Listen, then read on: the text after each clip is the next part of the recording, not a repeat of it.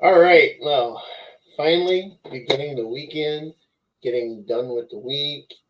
Had a very long, crappy week. We started our week out here in Wisconsin with sub-zero temperatures. That was wonderful. Had at my work we had 4 vehicles that were down because of the temperatures. So yeah, we've been playing catch up all damn week. Yeah.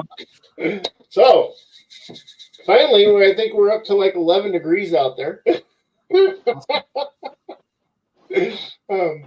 So anyway, we're here tonight with Ernie Pack. You are lead investigator, correct, of Packman? Well, Packman Paranormal is just myself and my wife, Denise. Okay. So we're co-leads, I guess. We work closely with some of our paranormal family, like the Black Wolf Paranormal, Todd and Leanne Eskew, Beth Allen of Solon Blaze, and also the Black Wolf. And just really a lot. We spread it around. You know, we work with a little bit of everybody. Oh, it's good. It's good. Now, for those who might be watching that haven't seen you before or know about you, where are you out of? Where are you from? I'm in West Point, Kentucky, which is just about 20 minutes south of Louisville, about 10 minutes north of Fort Knox. Actually, West Point and Fort Knox property border one another. You haven't dug a tunnel yet? Which tunnel? to the gold? I'm working on that. We just moved down here in May. It's going to take a while to get there. But no, I need to get to the gold and the aliens and Bigfoot and everybody that got captured and held hostage down there in the catacombs below the vault. There's Denise in the chat. I see that. So Ernie, how long you been doing this? I've been a paranormal investigator for probably close to 30 years. As far as actually, being a paranormal investigator by today's standards, where you got the equipment and you go out and you actually do this stuff on the regular, that hasn't been all that long, really. But I have been doing paranormal investigation for about 30 years. I was a longtime guide at Waverly Hills Sanatorium. Nice. And hosted the private overnights there, off and on a few different stints doing that. And now Denise and I, we are operating a location that's fairly new to the paranormal community. It's Fort Duffield. It's a Civil War fort. It's right up on the hill here across from the house. It has everything from spirit activity to UFO activity and even Bigfoot. We have had pretty much every team that's been there for a private overnight has had a Bigfoot experience up there. Really? Oh, wow. Yeah. And that wasn't something that we were expecting when we started hosting the investigations up there. We opened it up for that. And then everybody had an experience. So it's like, well, we need to talk about it then. So sounds like something that we might have to look into, Joe. Yeah, it might be. Hold on, I'll be right back. Uh-oh. Joe's got to go. When he gets up and has to be right back, there's something going on. Yep. Yeah, that definitely sounds like a trip worth making. Yeah, I think it'd be fun as hell. It's a really cool place. It's I know you guys are from Wisconsin. If you ever come down this way to do Waverly or Octagon Hall or any of the other locations that are within a short drive of here, try to squeeze in Fort Duffield. It's relatively inexpensive compared to a lot of locations. We'll give you 12 hours up there for $400 for up to 10 people. And that's pretty good. You've got many acres to explore for, like I say, spirit activity, UFO activity, and Bigfoot activity. Yeah, it's kind of interesting because that's kind of reminds me of property up here in Wisconsin that we're going to be going back to in August. That down by Bray Road. Yeah. You've heard of Showed me some photos from there the last time I was on. Yeah, we're that is a very interesting property, man. It's just there's everything out there. Barnaby named it right. I agree. I agree. Barnaby did name it right. Called it the Skinwalker Ranch of Wisconsin. I mean, there is everything going on out there. I mean, we've got photos from the man that owns the property that he's given us all kinds of really good material. We've got interviews with him. We've got Joe and I and another investigator out in Illinois not last year, 2 years ago. Del Kazmarek. We did an investigation out there. We caught some evidence, and we had an experience that was a little unexplainable. With the fog that came in like it did, and it was a wet fog, which was really weird. But and it came in extremely fast, extremely heavy. We packed up all of our gear because we didn't want to get anything wet, obviously. And by the time we got done packing up and putting it in the car, it had dissipated as fast as it came in. Wow. Yeah, and it was insanely crazy. So yeah. Like Denise says there in the chat, where I'm coming to you from is the Ditto House Inn. This is our house. If you Google the Ditto House Inn, the results will tell you that it's the most haunted house in Kentucky.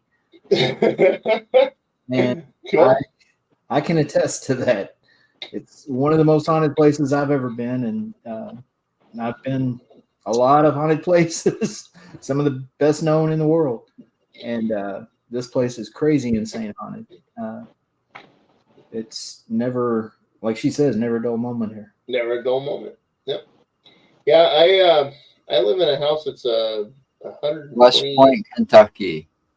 Yes. Yeah, my house is 124 years old this year. Yours is just a baby. This house was built. I have activity in my house too. Yeah. This house was built in 1841 here, and it once served. It's even got, get this, its address, 204 Elm Street. Yeah. That's it. So you got an Elm Street address. The story behind Kentucky's most haunted house will give you nightmares. That's the headline of the website that I opened. That's about the and you guys are living in it. This is our house. This is home. Well, tell us, what kind of activity you getting? We have everything. We have children's spirits that will play with. They'll leave us rocks around the house. We've set out some small crystals, some nice shiny rocks and stuff for them since they started leaving rocks around the house for us. And they'll move those around. They'll be in a different location where we put them. Doors open and close, cabinet doors open and close. My dog's back here drinking like a sailor, if you can't. I can hear. Disembodied voices, footsteps, full-bodied apparitions, paranormal equipment goes off. That's not it. That's the house. Not it? That's the wrong picture. Our house is the gray house. There's another. Oops. They associate the wrong picture with ours a lot of times. Okay. But anyway, that's the Ditto Lansdale house, which was owned by the same family. Jeremy York says, "I am a nightmare on Elm Street." And that's here at the house, actually. Hey, Jeremy. But my house, I get activity here too. My girlfriend for the last few months, I don't allow her to smoke in the house. Mm-hmm. That's one of my rules. You can't smoke in my house. Okay. And so she goes out on the front porch, and for the last few months, I got her this brand new phone and everything. So last few weeks, she's been taking pictures out there and finding some really interesting stuff in the sky. Really? Yeah. But this house in general, I've been sitting here in my office and I'd hear what sounds like someone coming up my stairs. Mm-hmm. because you can hear when we walk across the floor here, it creaks because it's my office is a wood floor office, so but you can hear it, and I usually have my door closed, and it sounds sometimes like someone's walking from the top of the stairs to my door, and I'll think it's her, and she'll be downstairs doing her thing. Right. I understand.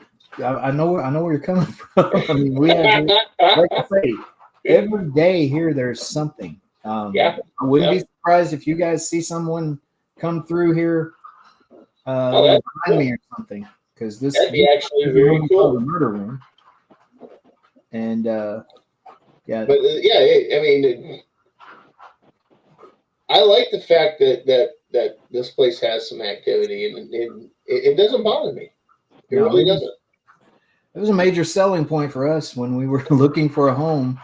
I was asleep, and like 3 a.m, Denise just blurts out, "We gotta have this house," and I'm like, "What? What are you talking about?" And she was, scrolling through home listings, and it had just gone on the market and popped up on the website while she was scrolling, and it was,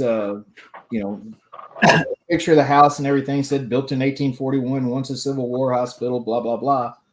And that's even the better part right there. Once a Civil War hospital. Yeah, that is cool. Yeah. So we came down here and walked in the front door, and we made it 10 feet in the front door and looked at the realtor and said, "We'll take it." As a paranormal investigator, how you just feel a place. Yep. Like, yep. Yeah. We hadn't Googled it. We didn't know at that time that it was the most haunted house in Kentucky. We just knew it was an old house that used to be a Civil War hospital. And then we found out all the haunted history of it after we, started looking into it. After we agreed to buy it, we looked into it a little more. And it's like, whoa, we just stepped into the perfect place for us. Oh, definitely. Yeah, with this place here, it's kind of weird. We'd been looking for a house for a couple of weeks, and market, man, as soon as the house would hit market, it would be gone. Yeah.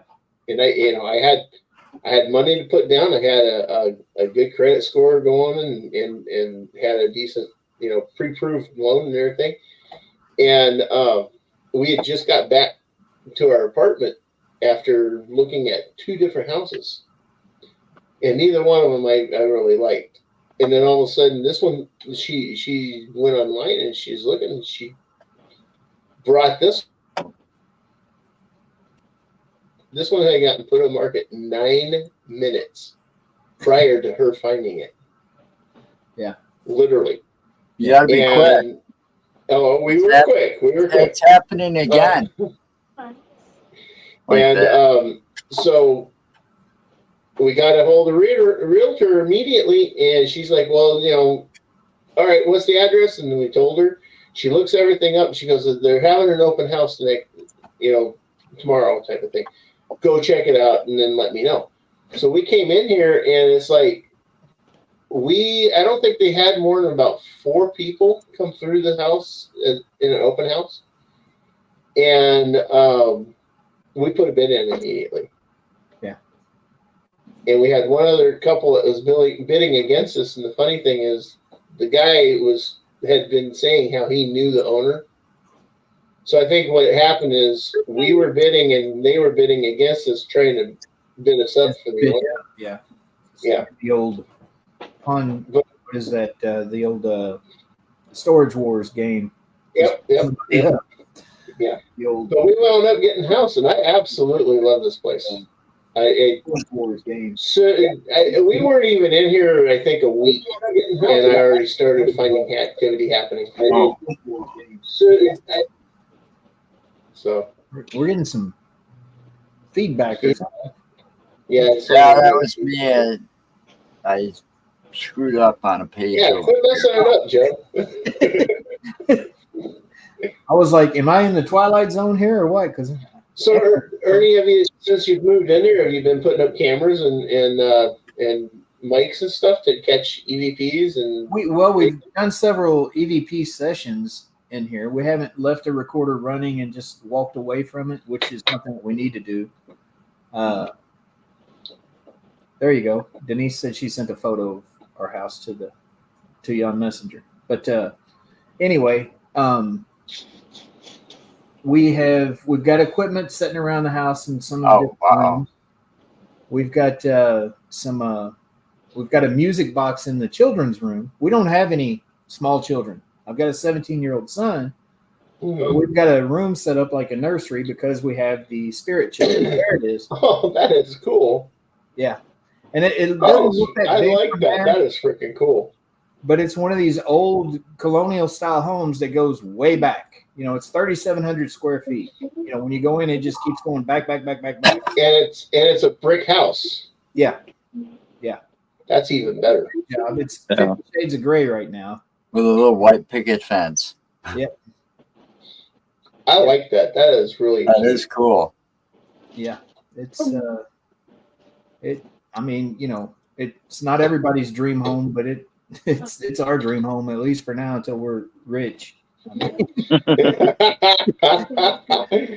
that how it always goes for everybody? You know, you find a place that you're comfortable with until you become famous and rich. Yeah. Yep. Exactly. I got the famous part down, sort of, but I'm just not rich. That's not That's harder than it seems, huh? Yeah. Yeah, it is a little harder than it seems.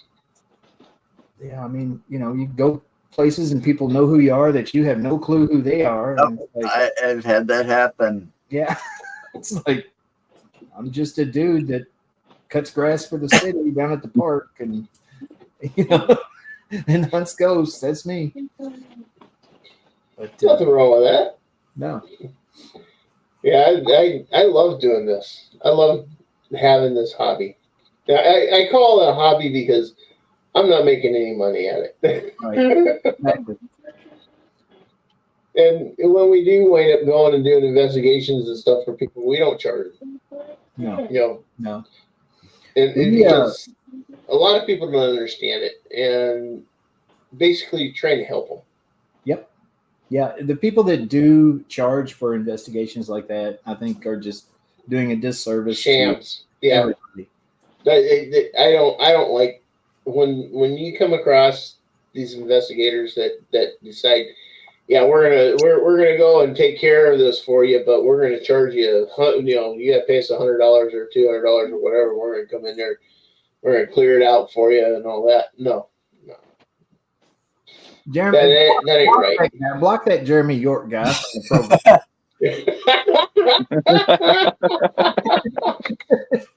Talking about it becoming a goat farm, because Denise is going to try to buy goats and just turn this into a goat farm when I don't want any goats. But yeah, the house is partially built from a ship. Yeah, but if you get yourself some goats, you don't have to worry about mowing. I don't mind mowing grass. It's not a problem. I don't complain about mowing grass. Yeah, Jeremy, sorry, man. I'm already Up certain I yourself felt because like I thought you'd be resting after your surgery. What's that? I don't know. Joe, what'd you say? I said Jeremy must be doped up or something. I thought he'd be resting right now from his surgery that he had today. Oh. Yeah. Had to get it in Well, somehow. these dang surgeries. This was full up here with Kentucky bourbon. That's good stuff. Hey, that's the best. What kind you got? Elijah Craig. Okay. Yeah. I think it's 9-year-old single batch. Yep. Yeah. Good stuff. I like Elijah Craig. I like Knob Creek. Those are two of my favorites. Yeah. And then I found another one called Rebel Yell, Rebel Yell's good. and I absolutely love that too. Bullet is good too. I haven't tried Bullet yet. Bullet's good. You know, I like my Kentucky bourbon, but when it comes to whiskey has a different flavor and a different kick to it. Tennessee whiskey is. I mean, it's it's got more burn to it. I think. Yeah. Bourbon or It's the a little bit. Tennessee I mean, whiskey? it's got its burn, but it's a little bit smoother than the Tennessee whiskeys. Oh yeah, I love the bourbon, and I think the best part about the bourbon is a lot of them you can find single batch, Mm-hmm. and a lot of them are aged anywhere from 9 to 15 years. Mm-hmm. I wouldn't know. I don't drink. I know you don't, and I don't drink that often, but man, after the week I had to have some. It's Friday night. It's been a week. I get it.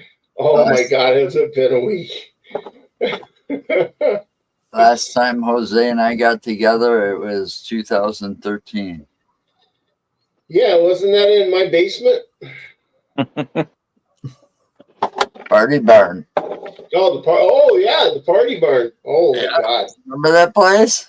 Oh yeah, I remember that place. You remember me getting sick? Yeah, I got sick. Tanya had to pull over several times after they poured me into the car because I bought that whole big bottle of Jose same Cuervo here. Black. And I was drinking that 1896 crap or something like that. That just nasty whiskey. Well, I had an excuse to get drunk, so. Yeah, so did I. Because I do not drink that often. I honestly do not. And I don't either. Denise does not drink very well. hey, my ex-wife, when she turned 21, I took her out, and she drank herself silly. And I had an 84 Buick Regal. And when we left, I helped her into the car and literally buckled her in. Okay? I had her buckled in. And she's not a very big From woman. the time I went from the passenger Really, side of the she was car. like 5'2". Yeah, she's 5'2". From the time I went from the passenger side of the car, after closing the door, went around, opened the driver's door. Here she is, feet in the floorboard, seatbelt off, hands clenched like this to the roof of the car, hollering at me, "Help! I'm falling out! Help!"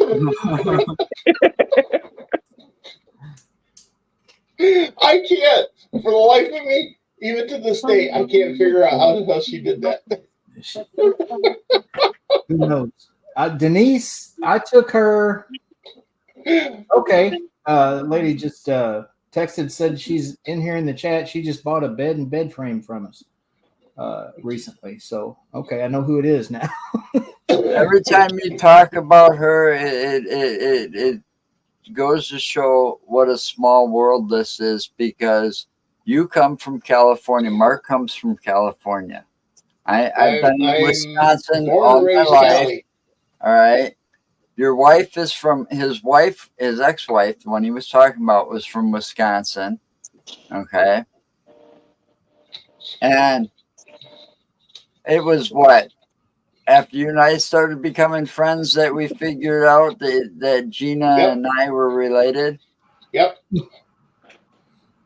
I was friends with Joe's brother first. And then Joe and I became. Now Joe and I are better friends than me and his brother ever were. Yeah. And we found out that my ex-wife is related to him. Unfortunately. It's just crazy. It really is. It's an absolute small world. Yeah. I could tell you about some crazy things like that. Just today, I went. I mean, like I told you guys, I just walked back in the door 10 seconds before we went on the air.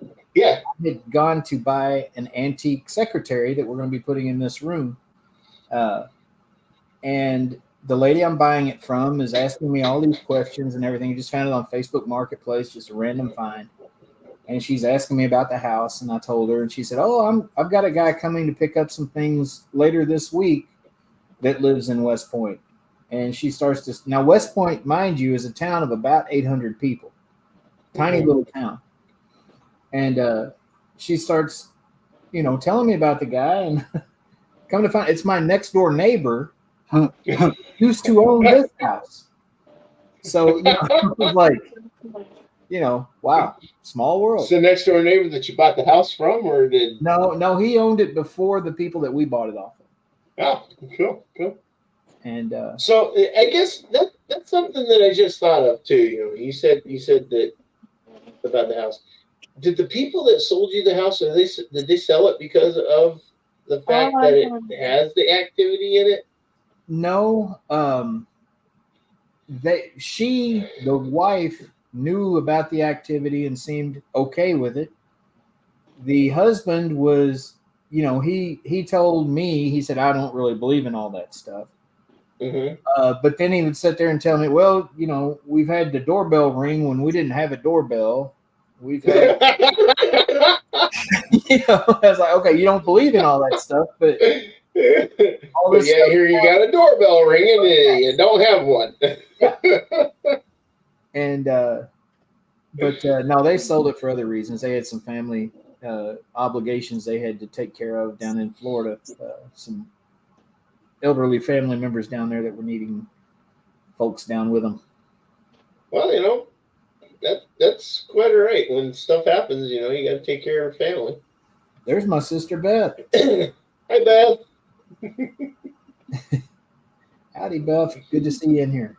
Yeah, we're all kicking it up here in this nice, cold, frigid air. Y'all up there in South Canada. Too cold. Hey, we're supposed to actually warm up now. But it's 7 degrees here tonight. So, but Mark, you weren't. That's you kind weren't of here cold for you guys, isn't it? Hey, Mark, you weren't here for this, but back in 1978, and I can say this. Oh yeah, that blizzard. Yeah. The blizzard that pretty much shut down Wisconsin. I saw memes recently that this Arctic blast and cold front, and it's saying, "Oh, it's cold when Wisconsin shuts down." And I'm like, really? Wisconsin's seen a hell of a lot worse. We had a blizzard in 78 too here.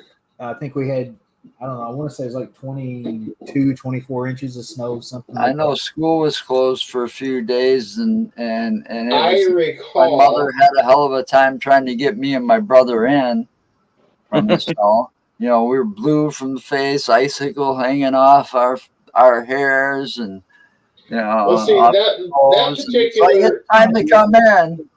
No, Joe. The thing is, though, that particular winter with that blizzard, I think it was also because of the cold that year. But I do recall there being a snowstorm that hit our southern region here a couple of years back that dropped 118 inches on the Madison area. That's just stupid. And if I recall, that actually broke the record for the snowfall for the Madison area. Yeah.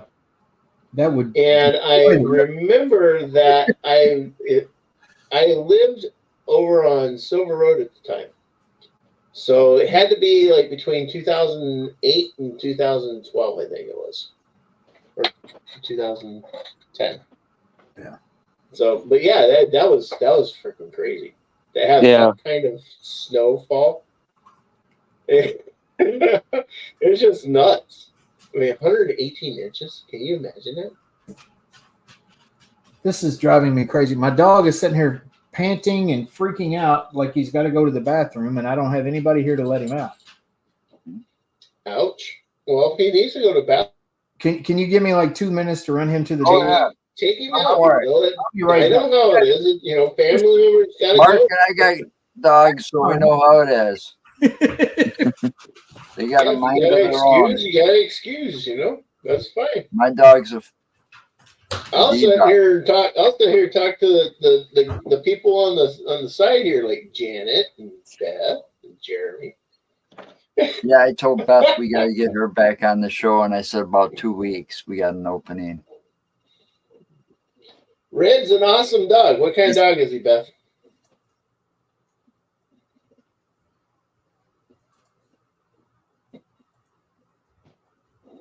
Well, what kind of dog is he?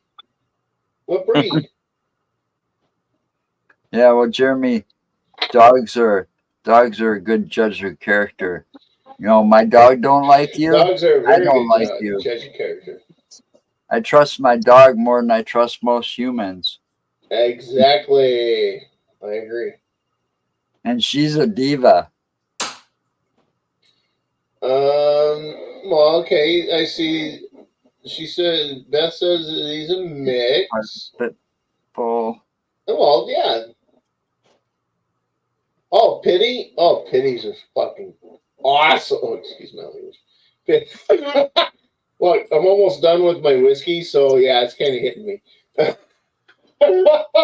Pities are freaking awesome. I love dog. I love Pities. We have a 3/4 pit, quarter lab, and her name's Jasmine, and she is the sweetest freaking puppy you ever meet. And she thinks she's a lap dog.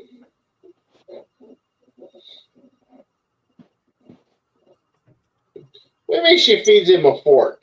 You mean she feeds him from a fork?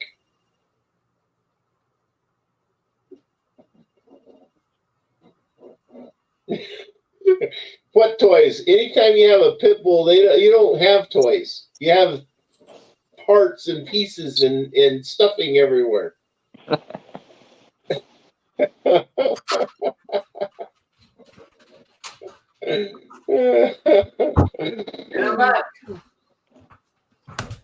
Oh yeah, Jasmine does the same thing. I do chicken. And Lisa will sit there when we're at the kitchen table, and I'll cut up. It's a diva.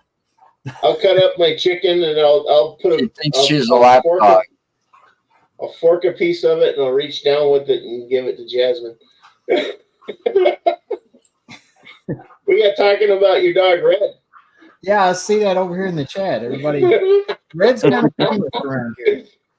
Yeah, you got to blame me for that. Part All right. Pity, huh? What other breed is he? Who, Red? Mm-hmm. Red's part. She said it. You didn't read? Part Rhodesian I see Ridgeback. part Pity. Oh, Mark, Rhodesian you're cut Ridgeback. off the drinking. Oh, Cut him off. Cut him off.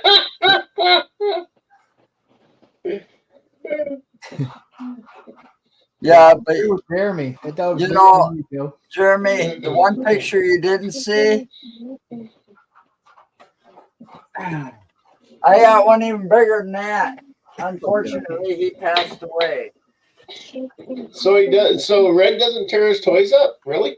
No, he gets. I wish you could see. He's got him laying over there by his bed right now. He gets him and he just Really? barely like You nibbles. want to talk about a big dog? That one was bigger. My dog Jasmine. That's a dang. Was that a Malamute? No, that he was not a Malamute. That was a pure Siberian. Okay. His name was Nitro. Yeah, He big. was 9 years old in that picture. But my pup Jasmine, she's 3/4 pit, quarter lab. I cannot give her anything but balls, and they have to be the hardcore ball, like made by Kong.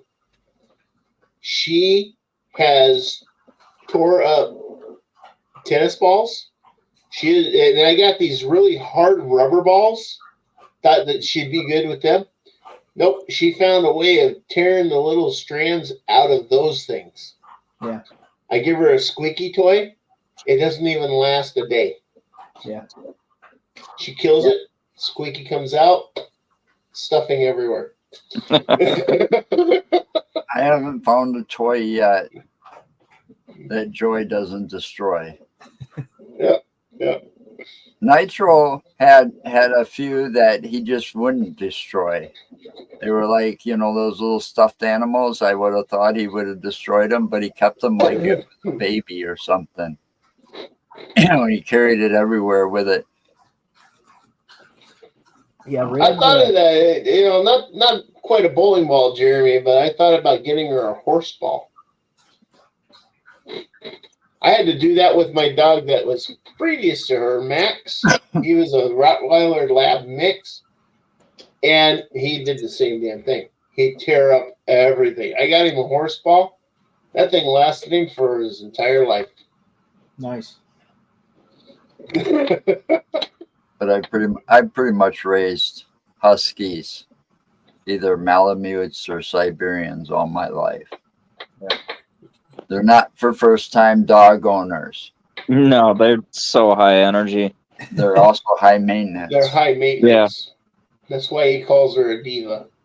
Yeah, she requires a lot of attention. I'm surprised she's not going off right now howling because it sounded like Mama's home with grandkids, but maybe not. So, Ernie, what have you guys been up to other than buying that awesome house and having your activity around you? Well, like I say, we've opened up Fort Duffield to the paranormal community at large for overnight investigations, and we've been doing some public events there. We've worked with Todd and Leanne Eskew of the Black Wolf Paranormal on some public events that they've hosted, one down at the Bell Witch Cave. And, you know, a lot of folks know us from the Save Waverly Hills campaign. We got that problem settled, and Waverly's back in the right hands and everything now. So that's good. We're off doing our own thing, and just kind of I don't know, this getting moved into this house has consumed a lot of time. I've still got a whole shed back there that's like it's probably a 1,100 square foot shed that is packed full of totes and boxes that we still haven't unboxed. So we still got a lot of moving in to do. This is a 3,700 square foot house, so it's wow, there's a lot of places to fill, and we're gaining on it. Yeah, Jeremy saying that Duffield is a awesome place to see. Yeah. The dirt walls is still there and is surreal to walk on. Yeah. Interesting. It's a really cool place. I mean, we've had up there, like I say, we've had Bigfoot activity. We've had sightings, actual, full moonlight, full figure walk out across, like it wanted us to see it. A group of 6 of us all saw it. Right. Walked all the way across the fort and down over the hill into the woods. And did you get video or pictures of it? No, everybody was just like, well, that's typical. That's kind of how it goes. And they were all starstruck. Yeah, I mean, when that's the thing, people that talk about having these encounters, or people that have never had an encounter like that, they say, "Oh, why didn't you get a good clear picture? How come all the video is always shaky and all that?" Have you ever seen one? Talk to me after that happens, and then tell me how much you're thinking about f-stops and right camera angles and and all that stuff. I 100% understand, because when Joe's niece, well, I call her my niece too because she calls me Uncle Mark. But when she got married that night, me and my girlfriend came home. We lived in the town just down from us here in Marshall. And on our way home, we were just coming into town, and up in the sky, there was this nice bright orange ball coming in. It was looked like a flaming meteorite coming in. Mm-hmm. And we watched it come in. We got in the parking lot there and got out, and I'm watching this thing, and I'm in awe because in my back pocket, what do I got? Very often. What do I got in my back pocket? I got my freaking cell phone in my back pocket. Nope. Sure shit. This thing come in, it got in behind this cloud, and I figured, okay, it's going to come through the cloud, right? Nope. Never came through the cloud. And I'm trying to figure out what the hell was going on with it. So I walked down the stairs, I'm getting ready to go in. I looked back up at the cloud, and it had changed direction and went to the south. It was coming in from the west direction, and then all of a sudden it changed direction and went completely south. Yeah. And again, what do I have in my back pocket? My damn cell phone. What did I do? Didn't even think to set shit down that was in my hands to grab that thing out and take pictures of it. Right. I mean, it's, maybe if you have been to, journalism school or film school and that is what you do is you're a cameraman. Maybe that's your first thought when you see something out of this world. Right. But with me, when I see something out of this world, my first thought is I want to take this in and experience it. Right. Like I was telling them about the UFO that I saw the other day. It was literally just no thoughts of trying to get pictures or anything. It's just staring at it, watching it, being like, what the hell am I looking at? Right. Yeah. I'm wondering if it could be the mindset that it's something different that you've never seen before. And it just kind of mesmerizes you and makes you just absolutely go, with me on some of these encounters. Jeremy, I don't know if Denise can send that picture to Joe or Mark or not, but I don't have the ability to show that picture from where I'm sitting right now. But yeah, that's a crazy picture. Okay. Denise just says here, you don't carry equipment with you. We've got equipment, and we'll break it out sometimes, but usually we'll go to. I'm going to ask this. Go ahead. I'm going to ask this of Denise. Do you have a cell phone? Yeah. It has a camera on it. So true. You are carrying equipment at that point. True. What I'm saying is we don't go around with our faces buried in a viewfinder on a camera or anything like that. No, I get that. We don't stand there and just say, can you light this up? Can you light this up? Can you make this go off? Can you do that? No, we go in there and just talk and see what we can experience. And if what we find from doing that leads us to say we need to put a REM pod here, we need to put a recorder over there, we need to do this, do that, then we'll do that. But we start out by just experiencing it and trying to draw the evidence, draw the activity out, not by taunting, but by just, being conversive. And I guess I just thought of something I want to ask you too. Now that you're in this new house and everything, and you have all this activity, have you thought about maybe having a medium come in or Denise using and I a Ouija board? Denise and I both have abilities. We don't. Okay. I mean, and Beth Allen, who's in the chat, we've done remote calls with her where she's picked up on some things that we'd also picked up on, and I mean, compared notes. We've got a lot of friends in this field that have those abilities that we talk to on the regular. Char Savoy has come and stayed the night here. I mean, we don't really need outside help, but it's good to get verification sometimes. I get that. I both have those abilities to a certain degree. There's the picture. Now, this thing that's above the skull, that is a series of 3 pictures that was taken 5 seconds apart. Just click, click, click. And that's like a face in there. That appeared in the middle picture. Oops. Yeah, there's. Damn it, Joe! What are you trying to do? Yeah, you turn it upside down, and do you see the guy in the hat that's sitting there? I see. I do see what looks like a hat right there, but when you turn it back the other way, that looks like a face. It looks like a forehead with some lines on it, a nose and eyes. Yeah. If you look at it the other way, you can see that. Yeah, I see that. I see it looks like a face in there. Yeah. So what is that though? I mean, is that something that was there, or is that something that just appeared?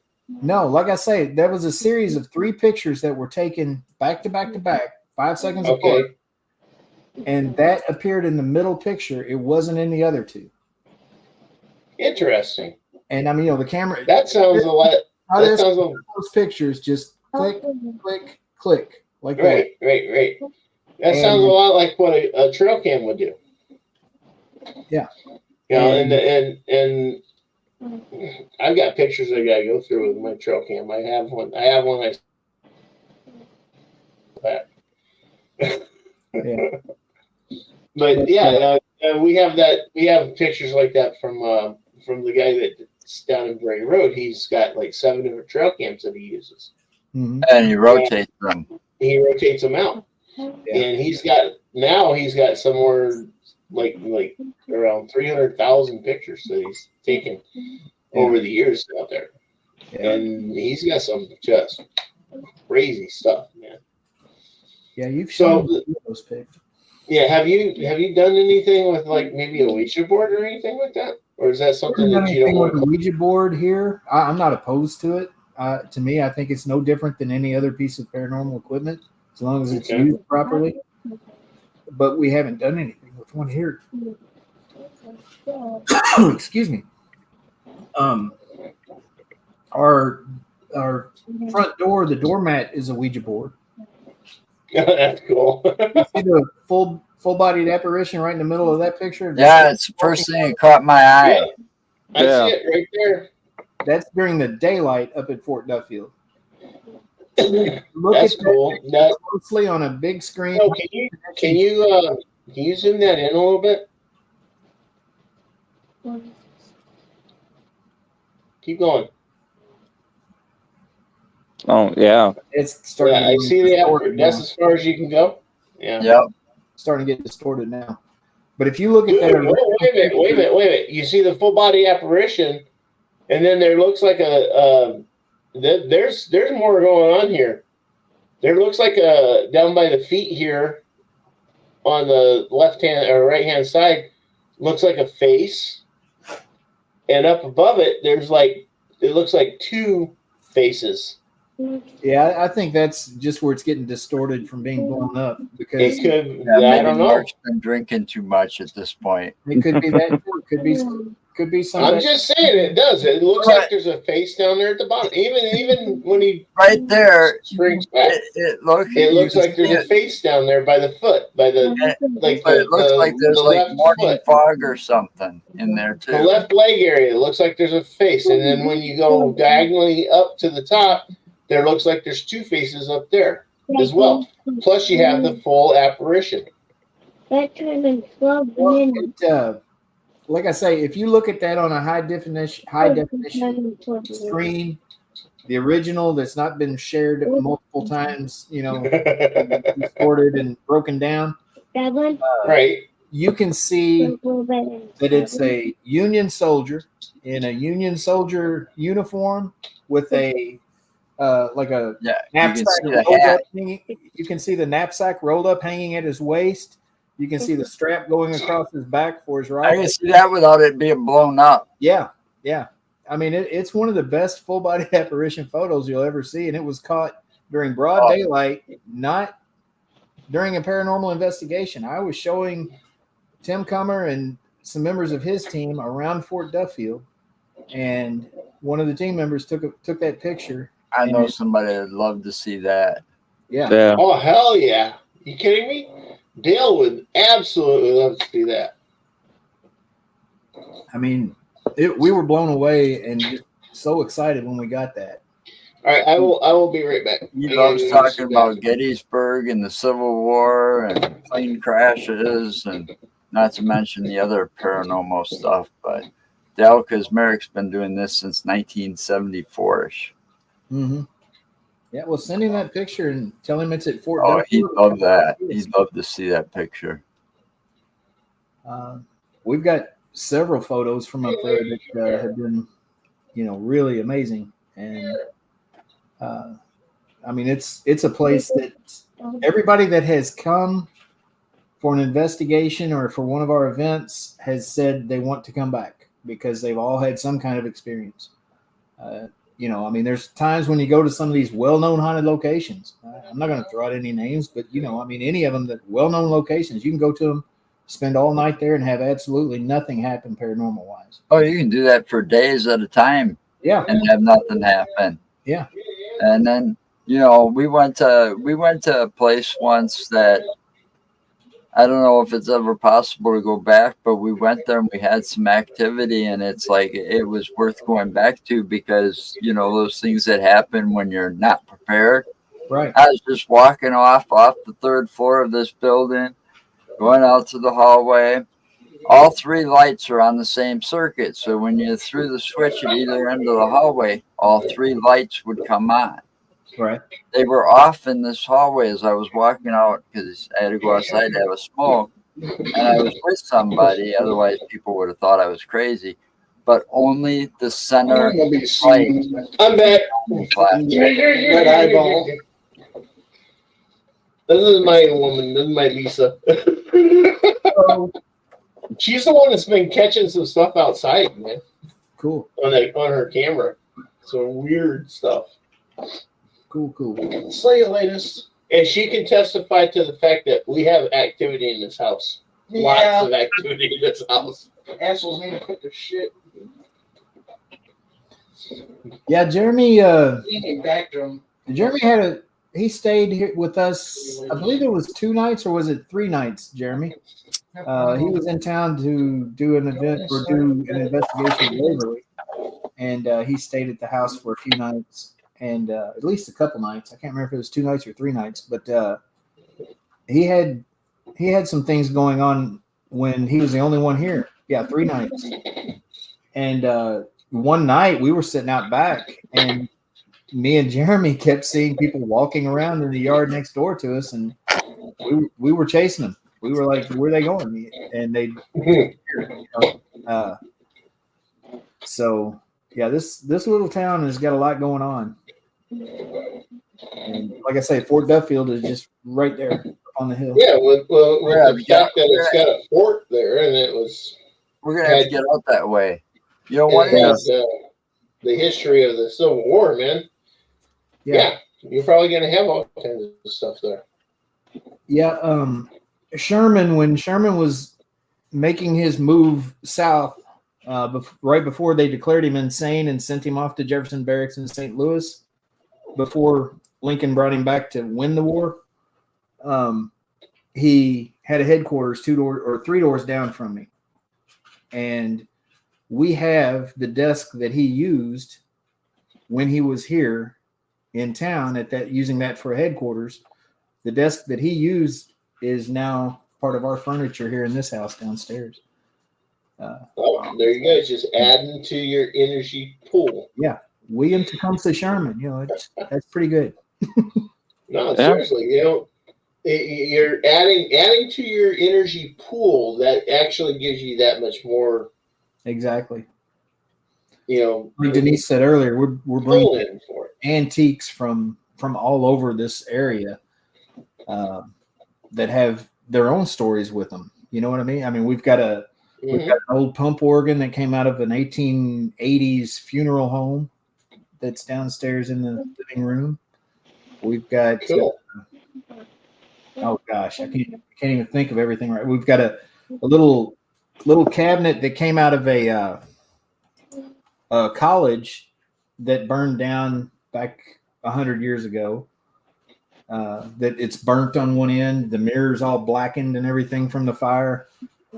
And kept it original. I mean, it's just there's so many pieces here that have their own story. We've got a rocking chair out of the Roosevelt Hotel in New York City, which is one of the more haunted hotels. Right. I said that. I think we're going to be due for another road trip. Yeah. So here's a quick one for you then. With all your exploitations and pulling stuff together like that and antiques, what about dolls? And we've got. I wish I could take you, Denise. Send a picture of the children's room to them. You've got to have dolls. We've got dolls from the era. We've got one old doll, but we've got a bunch of a bunch of dolls that people would say, "Oh, that's got something attached to it." Oh, I love dolls. When it comes to dolls, they're the easiest objects Girl. for energy to attach to. It's an effigy. It's a human effigy. So, Yep. you know, if you don't have a physical body, poof, there you go. You know, that when you speak of dolls, the first thing I think of is that one island where the little girl drowned, and then all of a Oh sudden, yeah, that island, the island of dolls down in Mexico area. right? And they started because Mhm. the caretaker started hanging dolls up on the trees and everywhere and stuff. Man, that place looks so creepy. I'll tell you Every time I honestly, see Ernie. something on that, Tell you honestly, I would literally go and give Annabelle a hug Oh yeah, yeah, yeah. I would. because it would not scare me, and I think that's what she needs. That's the thing with the paranormal in general. Nothing, and I've experienced some really crazy stuff. Dude, so have I. I mean, really, really crazy stuff. It doesn't scare me 99.9% of the time. You know, I come away from any experience, no matter how epic, going, that was awesome. You know, Yeah. there is that 0.1% of the time, though, where you're like, I don't need that kind of stuff. I don't. Yeah, Denise says she just has video of the nursery. She doesn't have a photo. Hell, I would even go and give Robert, the doll of Robert, a hug. Robert down in Key West, yeah. Yeah, they don't scare me. No, That's it's not the thing. scary. They don't scare me. Spirits are just people. I don't think anything can scare me anymore. I've already died a few times. You know, I'm the type of person that has the mindset that unless it's got the ability to literally like stab me or run me through with something or slit my throat, then it's not going to scare me. It's not. I don't feel it's going to hurt me. Jeremy's talking about pebbles on the piano. It was he's close. It was crepe myrtle flowers on our organ that came out of the funeral home that I was talking about. Mhm. Denise and I, we have a crepe myrtle tree in front of the house, and you know, the river's in our backyard. There was a storm coming from Indiana, coming across the river. And so Denise and I went and sat on the back porch and watched the storm come across the river because it's just cool watching the lightning and, you know, the clouds roll in and all that stuff. And so we watched the storm come in, and once it gets there where it started blowing rain on us, we came in the house. We get in the house, and the house felt different. I mean, it always has a vibration to it, but this time it felt way different. It was like, whoa. It felt darker in there and just more electrified. And so we decided, well, let's get some equipment out and see if we can pick up on anything. Yeah, that's from our children's room. That mark, Denise wrote "hi" on that chalkboard. Those other marks that are in green, and all those pieces of chalk were laying in a row. We came in one day, the green piece of chalk is laying out like that, and those other marks that are in green were on the chalkboard. But yeah, you see the red ball that's up by the pillow? Mm-hmm. That was down next to the green ball when we left it. We come back in and it's up there by the pillow. Cool.